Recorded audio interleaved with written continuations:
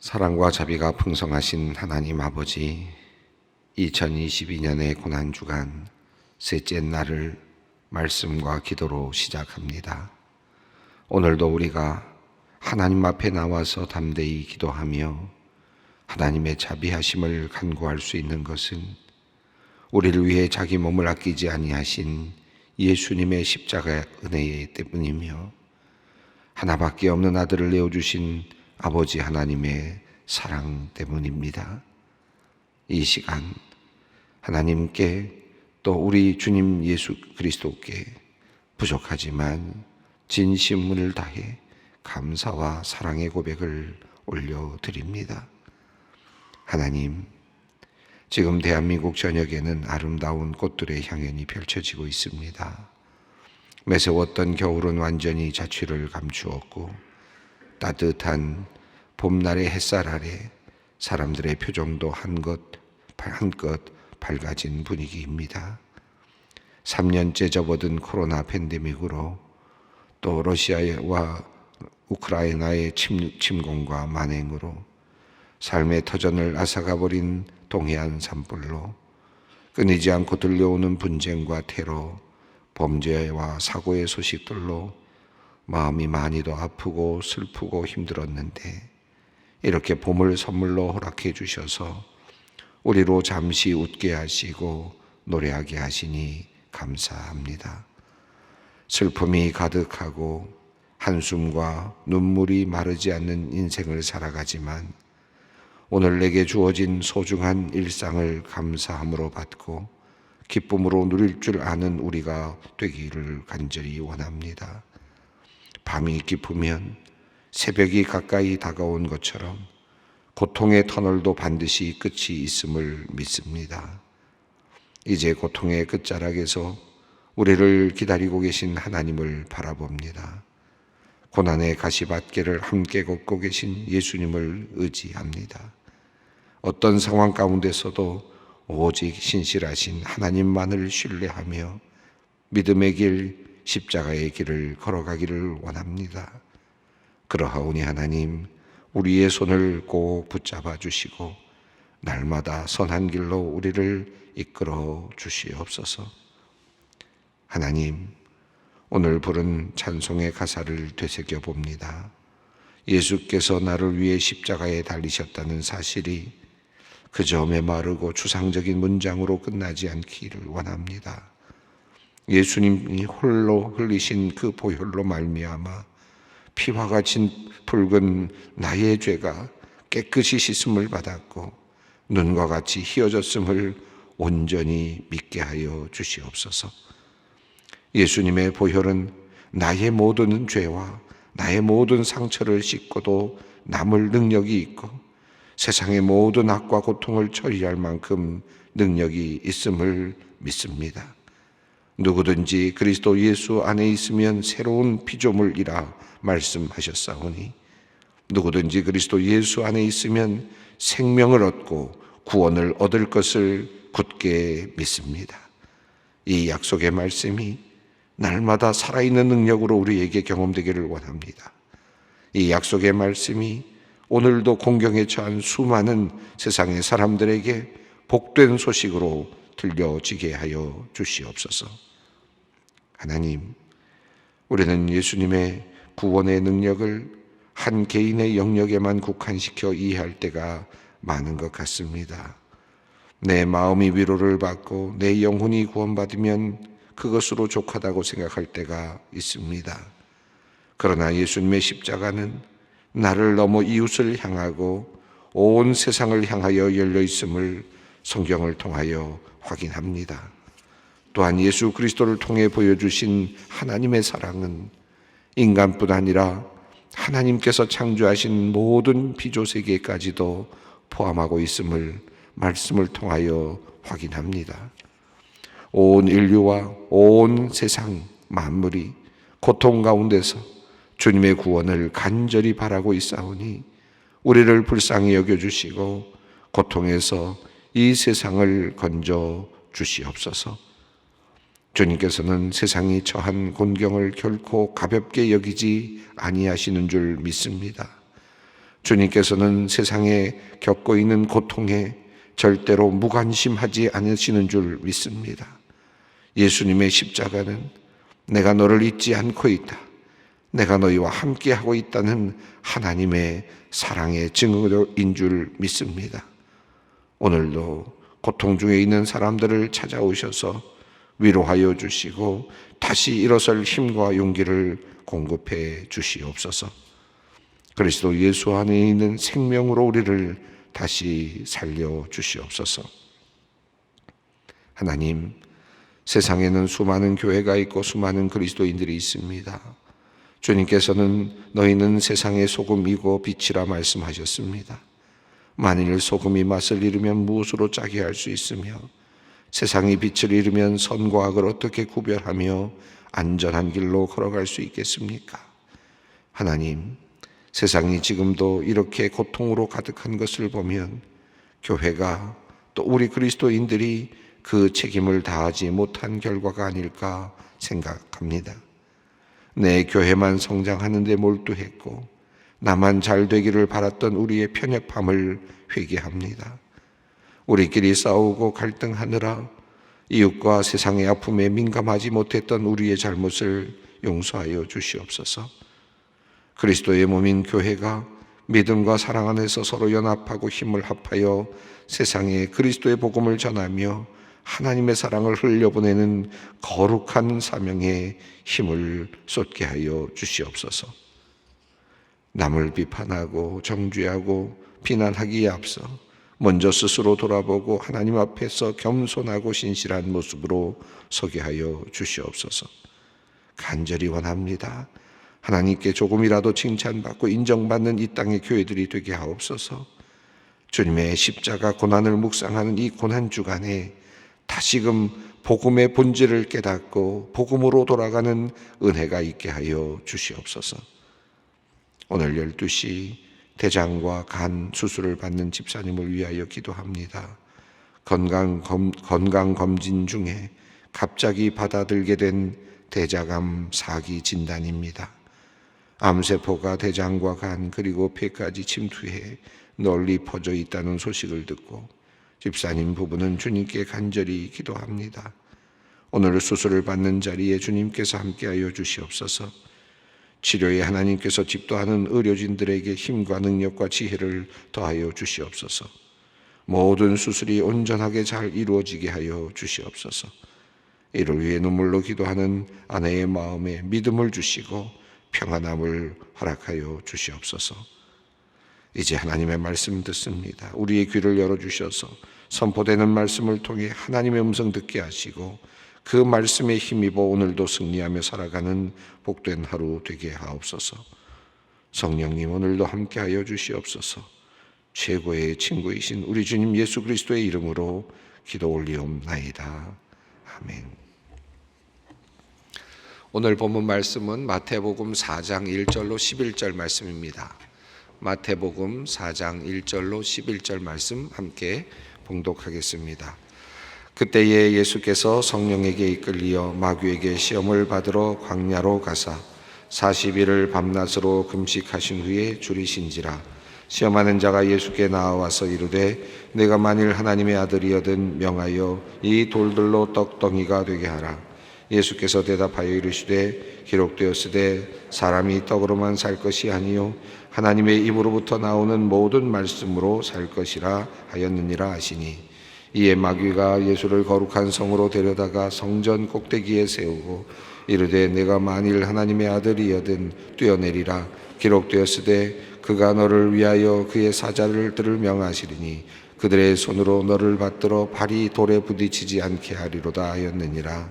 예수께서 이르시되 또 기록되었으되 주 너의 하나님을 시험하지 말라 하였느니라 하시니, 마귀가 또 그를 데리고 지극히 높은 산으로 가서 천하 만국과 그 영광을 보여 이르되 만일 내게 엎드려 경배하면 이 모든 것을 내게 주리라. 이에 예수께서 말씀하시되 사탄아 물러가라. 기록되었으되 주 너희 하나님께 경배하고 다만 그를 섬기라 하였느니라. 이에 마귀는 예수를 떠나고 천사들이 나와 수종드니라. 아멘. 오늘은 고난주간, 순환주간 3일째 되는 수요일입니다. 예수님의 행적을 우리가 살펴보면 예수님께서 이제 주일이 되는 종료주일에 예루살렘으로 입성을 하시고 그리고 나서 그 다음 날 이제 성전을 정화하시고 무화과 나무를 보시면서 또 꾸짖으시는 그런 장면이 나오고요. 그리고 화요일, 이제 어제죠. 화요일 날은 예수님께서 많은 그런 일들을 하셨습니다. 특별히 많은 논쟁을 이제 바리새인들과 서기관들과 하시게 되고, 또 저녁에 들어오실 때에는 시몬의 집으로 들어오셔서, 회당이 시몬의 집으로 돌아오셔서 그곳에서 그 향유 옥합을 깨트리는 한 여인을 만나시게 됩니다. 예수님의 순환을 준비하는 그런 그 특별한 밤이 이 지난 화요일 저녁에 이제 있게 되죠. 바로 그날 이제 가룟 유다에게 사탄이 들어가고, 또 가룟 유다가 예수를 이제 유다의 배신의 내용이 이제 적혀 있습니다. 여기까지가 이제 화요일에 있었던 일입니다.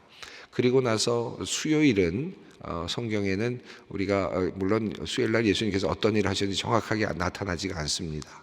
그래서 수요일은 일반적으로 침묵의 날로 이렇게 우리가 명명을 하고 있습니다. 예수께서 무슨 일을 하셨을까? 예수님께서 어떤 마음이셨을까? 또 생각해 보게 되는 특별한 그런 시간이기도 합니다. 어떤 일도 아니하셨고, 화요일에 많은 일들을 하셨고, 논쟁도 하셨고, 또 야단도 치셨고, 하실 수 있는 정말 많은 일들을 이제 화요일 날 하시게 되는데요. 그리고 나서 수요일 날은 이제 침묵하시면서 이제 마지막 준비를 하고 계시는 모습을 우리가 보게 됩니다. 이 마지막 날, 예수님의 혼자 계셨던 이날 어떤 일이 있었을까? 어떤 마음이셨을까? 이런 생각을 해보게 됩니다. 오늘 본문 말씀은 예수님께서 공생애를 막 시작하실 때 예수님에게 와서 사탄이 물었던 세 가지 질문이었죠. 사탄의 도전이었습니다. 아마도 예수님께서 그 마지막 그 수요일 그 하루를 보내시면서 많은 생각을 하시면서 어쩌면 사탄과의 큰 씨름을 하지 않았을까. 사탄이 또다시 그에게 와서 끊임없이 또다시 유혹하고 달래고 또다시 여러 가지로 그를 넘어뜨리려고 하지 않았을까 하는 그런 생각도 해보게 됩니다. 성경에는 없지만, 성경에 나오는 그 내용은 아니지만 그날에 대한 부분은 비어 있습니다. 예수님의 그날 수요일 날에 대한 내용은 비어 있지만, 아마 예수님께서는 끊임없이 내가 오늘 이제 과연 이 일을 해야 되는가, 반드시 나야만 되는가, 나이어야만 되는가, 또 내가 이것을 지지 않으면 안 되는가, 이걸 피할 길은 없는가, 혹시 다른 방법으로 이것을 이루면 안 될까, 여러 가지 생각을 하고 하실 수도 있었겠다. 그 틈을 타서 사탄이 끊임없이 아마 그를 유혹하지 않았을까, 그런 생각을 해보게 됩니다. 그런 관점에서 오늘 본문 말씀은 예수님께서 성령에 이끌려서 이제 사탄에게 시험을 받으시는 그런 내용으로 되어 있습니다. 자, 오늘 본문 말씀 이제 읽어 가겠는데요. 1절 말씀을 읽겠습니다. 그때에 예수께서 성령에게 이끌려 마귀에게 시험을 받으러 광야로 가사. 구속의 큰 역사의 흐름을 본다면 우리가 지금 월요일, 화요일 본문을 특별한 본문들을 찾아보았는데 첫 번째로는 모세의 이야기였습니다. 이 모세의 예를 통해서 하나님의 마음을 우리가 충분히 느낄 수 있었죠. 하나님이 어떤 분이신가, 하나님이 우리를 향해 어떤 마음을 갖고 계시고 우리의 삶을 보고 계시고 알고 계시고 신음소리를 듣고 계시고 구원하시기를 원하시고 구원하기 위해서 사람을 보내시기를 원하시고 그리고 그들을 참 예배의 자리로 끌고 오시기를 원하시는 하나님이시다라는 거대한 하나님의 비전, 하나님의 모습을 모세를 통해서 우리에게 보여주었습니다. 모세 이야기가 우리들에게 보여주는 아주 중요한 관점이죠. 그리고 나서 다윗에 대한 이야기를 우리가 읽었죠. 다윗의 이야기는 다윗이 만약에 없었으면 예수 그리스도가 없는 그런 연결의 흐름 속에서 하나님께서 다윗을 축복하시고 다윗을 통해서 이제 먼 훗날 있을 하나님의 귀한 아들, 그 그 아들을 보내실 그 사건을 미리 준비하고 계시는 구속사의 흐름 속에서 다윗을 준비하고 계셨고, 다윗을 통해서 또 예수 그리스도를 준비하고 계시는 거대한 하나님의 구속사의 흐름을 우리가 볼 수 있었습니다. 그리고 어제 본문 속에서 다윗이 죽음의 위기에 처했을 때도 하나님께서 그를 지켜주시면서 그 구속의 역사가 끊어지지 않도록 역사하시는 하나님의 위대한 어떤 커다란 그런 하나의 큰 흐름을, 역사적인 흐름을 살펴보았습니다. 자, 오늘 본문은 예수님의 이야기인데, 예수님께서 이 땅에 오셔서 정말 구원을 이루실 당사자가 하나님의 아들이 이 땅에 오셨습니다.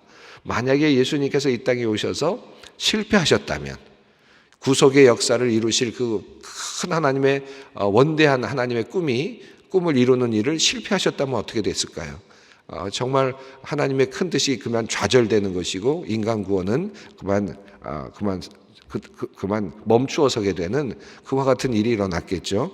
그런 의미에서 예수 그리스도께서 이 땅에 오셔서 정말 하나님의 뜻을 이루는 모든 그 과정은 굉장히 중요한 과정이었고, 그 틈을 사탄이 끊임없이 노리면서 파고 들어올 수밖에 없었을 것이다 라는 것이죠. 예수님께서는 그 과정 속에서 그 일을 이루셨고, 하나님께서 그에게 맡겨주신 일을 온전히 이루셨고, 구원의 사역을 감당하셨고, 사탄의 유혹을 물리치셨습니다. 그것을 통해서 우리가 구원을 얻게 되고, 예수 그리스도를 통하여 구원을 얻게 되는 혜택을 누리게 되는 것이죠. 자, 그런 면에서 보면 예수님께서 그의 마지막 삶에 있어서 마지막 십자가를 지시는 일을 정말 그것을 포기하지 아니하시고, 또 사탄의 유혹에 또 휘둘리지 아니하시고 끝까지 수행하신 그 예수님의 그 사역은 우리에게 정말로 큰 은혜이다라고 할 수 있겠습니다. 오늘 그런 면에서 오늘 본문은 이제 사탄에게 이끌려서 지금 공생애를 시작하면서 사탄에게 이끌려 가시는 그런 장면입니다. 앞선 바로 그 마태복음 4장 앞서 있는 내용은 예수님께서 세례 요한에게 세례를 받으시는 장면이죠. 세례를 받으실 때 이는 내 사랑하는 아들이다, 내가 기뻐하는 자다라고 하는 엄청난 놀라운 하나님의 메시지를 받게 됩니다. 내가 하나님의 아들이다. 나는 하나님이 기뻐하시는 자다. 물론 예수님께서는 이미 알고 계셨겠지만 모든 사람들이 듣는 곳에서 세례 요한도 확인하고 그곳에 있었던 많은 사람들이 함께 확인하는 자리에서 하나님께서 말씀하시기를 이는 내 사랑하는 아들이고 그리고 내가 기뻐하는 자다. 이 이야기를 듣고 예수님께서도 확신을 가지시죠. 더 분명하게 나는 누구인가라고 하는 확신을 갖게 됩니다. 자, 그리고 나서 성령께서 그를 이제 이끌고 가시는데, 누구에게로 끌고 가시냐면 마귀에게로 끌고 가셨다, 이렇게 되어 있습니다. 성령이 마귀에게로 그를 끌고 갔다. 이 참 이해하기 어려운 본문 말씀입니다. 왜 성령은 예수를 마귀에게로 끌고 갑니까? 이제 예수님께서는 이제 이 세상의 권력인, 이 세상을 다스리고 있는 마귀와 싸움을 해야 되는 상황이죠. 이제 사랑받는 하나님의 아들, 그리고 하나님께서 기뻐하시는 그 아들은 이제 이 세상의 권력을 쥐고 있는, 이 세상을 다스리고 있는 이 사탄의 세력과 싸워야 되는 그런 상황입니다. 자, 그러니까 성령께서 그를 끌고 사탄에게로, 마귀에게로 지금 가는 상황입니다. 그러니까 성령께 이끌려서 마귀에게 간다는 말은 성령께서 마귀에게 예수님을 보내서 이제 한번 테스트 한번 해보세요 라는 그런 의미가 아닙니다. 성령께서 이제 그를 이제 싸움의 장소로 보낸 겁니다. 이제부터가 싸움이 시작되는 겁니다. 사탄과의 싸움이 시작되는 것이죠. 이 싸움은 그냥 끝난 것이 아니라 끝까지 지속됐습니다. 예수님께서 마지막 십자가에 달려 돌아가시는 그 순간까지도, 그리고 숨을 거두시는 그 순간까지도 이 사탄과의 싸움은 계속된 것입니다. 그런 면에서 이제 첫 번째 시작점에 있는 거예요. 대결의 시작입니다. 그래서 성령께서 그를 끌고 가시면서 이제 전장으로 끌고 가시는, 전쟁의 자리로 끌고 가시는 성령님이시고, 그 끌려가시면서 이제 그 싸움을 이제 해야 되는, 그리고 이루셔야 되는, 그 전쟁에서 승리하셔야 되는 분이 바로 예수 그리스도이셨습니다. 그래서 마귀에게 시험을 받으려고 나가셨다라는 말은 단순하게 그저 한번 테스트 받는다는 것이 아니라 이제 전장으로 나가시는 장군과 같은 모습이라고 할 수 있겠습니다. 자, 그런데 예수님께서는 40일 동안 금식을 하십니다. 그리고 나서 이제 사탄과의 싸움을 시작하십니다. 이 40일 동안의 금식, 이것은 정말 인간으로서는 참기 어렵고 견디기 어려운 죽음에 직면하는, 죽음에 가까이 가는 그런 경험이라고 할 수 있겠죠. 자, 이렇게 금식을 한 후에 이제 사탄에게 첫 번째 유혹이 옵니다. 3절 말씀을 읽겠습니다. 시험하는 자가 예수께 나와서 이르되 내가 만일 하나님의 아들이거든 명하여 이 돌들로 떡덩이가 되게 하라. 예수님에게 온 첫 번째 질문은 이것이었습니다. 네가 하나님의 아들이지 않느냐? 너는 하나님의 기뻐하는 자가 아니냐? 이미 네가 세례를 받을 때 분명히 들었지. 나도 들었다. 라고 말하는 거예요. 사탄이 지금 이렇게 이야기하는, 사탄의 어떤 그 첫 번째 전략입니다. 자, 내가 하나님의 아들이다. 나도 인정한다. 네가 만약 하나님의 아들이라고 한다면, 그렇다면 이 돌들로 떡덩이가 되게 하라. 떡덩이가 되게 하라. 이 말씀의 뜻이 무엇입니까? 네가 하나님의 아들이라면 적어도 네가 가지고 있는 능력으로 너를 위한 일을 할 수 있지 않느냐라는 것이죠. 네가 적어도 하나님의 아들이면 네가 너에게 주어진 그 능력과 힘과 권력과 그것을 가지고 너를 위해 사용하는 것이 왜 나쁘냐라고 하는 것이죠. 충분히 납득이 될 만한 일이죠. 더군다나 세상적인 삶을 살고 있는 모두에게는 사실은 이 일이 마땅한 일입니다. 이 세상에서 하나님께서 생명을 주신 모든 인간들은 자기 자신의 떡을 만들기 위해서 살지 않습니까? 그렇지 않습니까? 떡을 만들고 나를 위한 떡을 만들기 위해서, 내가 먹을 떡을 만들기 위해서, 내 가족들이 먹을 떡을 만들기 위해서 인생을 살아가죠. 인생의 목표가 그것이고 인생의 모든 과정이 그렇죠. 그것에 그냥 매여 살아가는 인생이죠. 자, 그런데 지금 예수님께 사탄은 그 이야기를 합니다. 자, 네가 하나님의 아들이거든. 너는 조금 더 손쉽게 능력이 있으니까, 자격도 있으니까 너는 손쉽게 이 돌들로도 떡이 만들 수 있도록 할 수 있는 능력이 있지 않느냐? 그 능력으로 너를 위해서 그 능력을 사용해라. 그 능력으로 돈을 벌고, 그 능력으로 또 사업도 하고, 그 능력으로, 그 자격으로 또 명예도 누리고 권세도 누려라. 그리고 너희 가족들이 먹을 그 식탁을 좀 멋지게 한번 마련해 봐라. 멋지게 먹으면서 살아라. 멋지게 그런 모습으로 그렇게 너의 인생을 한번 살아봐라 라고 하는 함축된 표현이라고 볼 수 있겠습니다. 자, 예수님께 그는 말합니다. 네가 하나님의 아들이라면 네가 가지고 있는 그 능력 조금 써서 너를 위해서 사용해서 너도 이곳에서 편하게 살아야지, 너도 배고프지 않고 살아야지, 너도 그래도 좀 좋은 거 먹으면서 살아야지 라고 그렇게 묻고 있는 사탄의 질문입니다. 자, 여기에 대한 예수님의 대답은 4절입니다.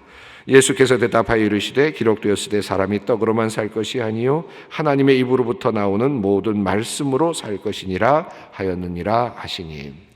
이 사실은 이 말씀은요, 우리가 정말 깊이 생각해 봐야 될 말씀입니다. 왜냐하면 이 말씀은 언뜻 보면 이해가 되지 않습니다. 사람은 다 먹고 살지 않습니까? 먹는 거로 살지 않습니까? 먹지 않으면 죽지요. 40일 이상 금식하면 죽습니다. 그러니까 인간이 살아가는 것은 무엇인가? 인간을 살게 만드는 동력이 뭔가? 에너지고, 그 에너지는 먹는 것으로부터 들어오죠. 그것이 우리들이 보기에 이 세상의 흐름이고 우리가 보고 있는 하나의 중요한 하나의 뭐라 그럴까요? 상식이죠. 그런데 성경을 보면 어떻게 되어 있습니까? 생명이 존재하게 된 근원이 어떻게 됐습니까? 생명이 만들어진 근원은 뭐였습니까? 말씀이었습니다. 예수님께서 말씀하시길 빛이 있으라 하시니, 하나님께서 말씀하시기를 빛이 있으라 하시니 말씀하시자 빛이 그죠? 하나님께서 창조하시는 모든 것들은 말씀으로 창조하셨습니다. 생명의 근원은 말씀이다 라는 것입니다. 하나님의 명령, 하나님의 선언, 하나님의 말씀이 모든 것들을 가능하게 했고 하나님의 말씀이 나를 만들었고 하나님의 말씀이 생명을 만들었고 생명을 유지하는 것이다 라는 사실입니다. 모든 말씀으로 산다 라는 말씀은 가장 중요한 그 생명의 근원을 지금 이야기하고 있는 것입니다. 생명이 유지되는, 그렇지 않습니까? 우리가 아무리 잘 먹고 잘 살아도 나에게 병이 갑자기 생기고 그리고 또 어떤 문제가 생겨서 그렇게 되면 우리가 아무리 잘 먹어도 생명이 유지가 되지 않습니다.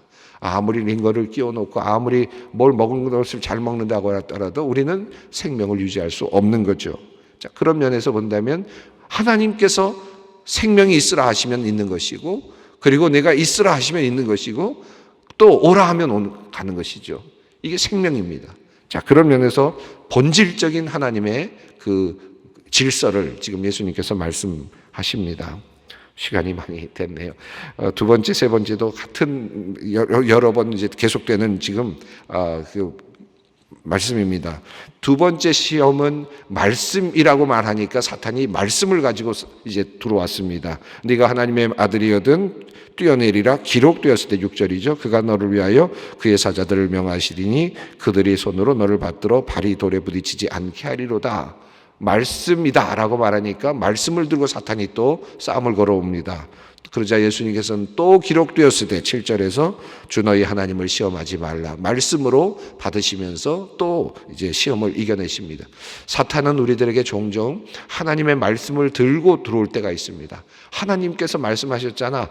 그러니까 이 말씀을 네가 가지고 너를 위해서 사용해. 이 말씀은 너를 위한 말씀이야 라고 말하면서 또 다른 말씀, 또 다른 하나님의 말씀은 숨겨두고 또 다른 말씀을 숨겨두고는 그 말씀만을 내 것으로 받게 하는, 나에게 유리한 것들, 내가 가지면 좋을 것들만 가지고서 열심히 그것을 충족하도록 만드는 그런 모습을 보여줍니다. 지금 예수님을 향한 또 다른 시험이죠. 또 8절 이후부터의 내용은 모든 것들을 보여주면서 사탄은 천하만국과 그의 영광을 보여주면서 엎드려 나에게 경배하면 내가 너에게 모든 것을 주리라 라고 이야기를 합니다. 그러자 예수님께서 사탄아 물러가라 라고 말씀하시면서 주 너희 하나님께 경배하고 다만 그를 섬기라 하였습니다. 자, 여기서 보시면 사탄은 세 번째에서 하나님 섬기는 거 그래 좋다. 그런데 나도 섬겨라 라고 하는 의미로 받아들일 수 있습니다. 왜냐하면 10절에서 그만 섬기라 그 말씀이거든요. 하나님만 섬겨야 된다라고 하는 말이거든요. 그 말은 앞서 있는 사탄의 그 표현에서는 하나님 섬겨, 하나님 잘 섬겨. 그런데 넌 하나님의 아들이고 하나님의 섬기는 것 인정해 주마. 그런데 나한테도 절하면 내가 이것은 더 물어준다라고 하는 그런 유혹이었습니다. 자, 그런데 예수님은 오직 하나님께만 섬기는 것이다. 하나님만 경배하는 것이다. 라고 그렇게 말합니다. 사실 9절에 보여주는 사탄의 그 모습은 사실은 거짓입니다. 내가 너에게 이 모든 것을 주겠다라고 말하지만 사탄은 사실은 그것을 줄 능력이 없습니다.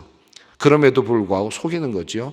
마치 다 줄 수 있을 것처럼 환상을 불어넣어 주죠. 다 가질 수 있을 것처럼 그에게만 경배하면, 사탄에게 경배하면 다 얻을 수 있을 것처럼 그렇게 유혹하는 거죠. 속이는 겁니다.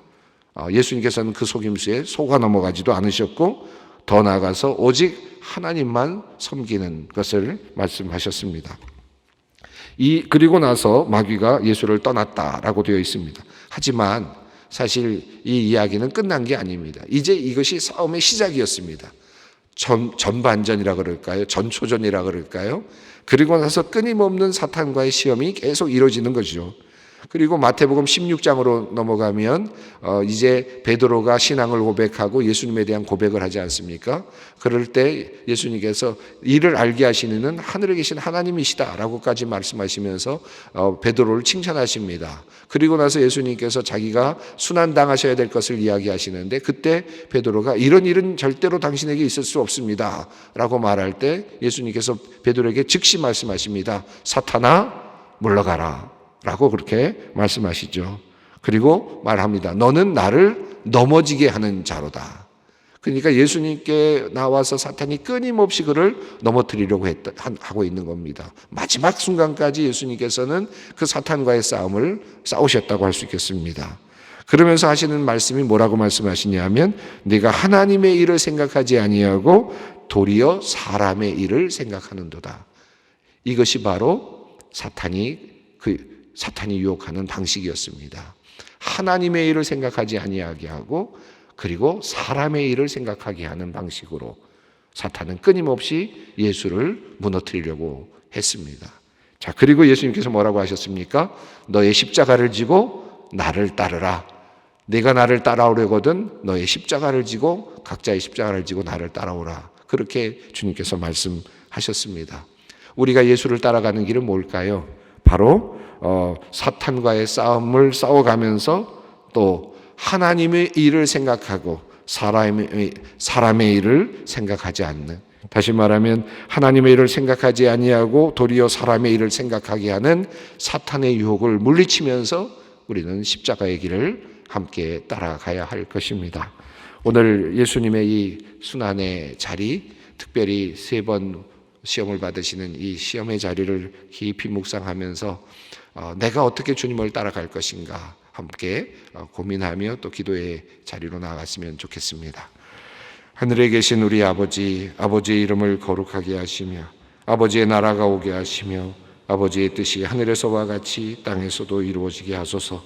오늘 우리에게 일용할 양식을 주시고 우리가 우리에게 잘못한 사람을 용서하여 준 것 같이 우리 죄를 용서하여 주시고 우리를 시험에 빠지지 않게 하시고 악에서 구하소서.